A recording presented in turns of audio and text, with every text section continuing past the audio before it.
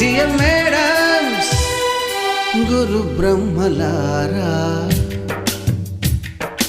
ఎక్కడో పుట్టి ఎక్కడో పెరిగి ఇక్కడే కలిశాము చదువులమ్మ చెట్టు నీడలో.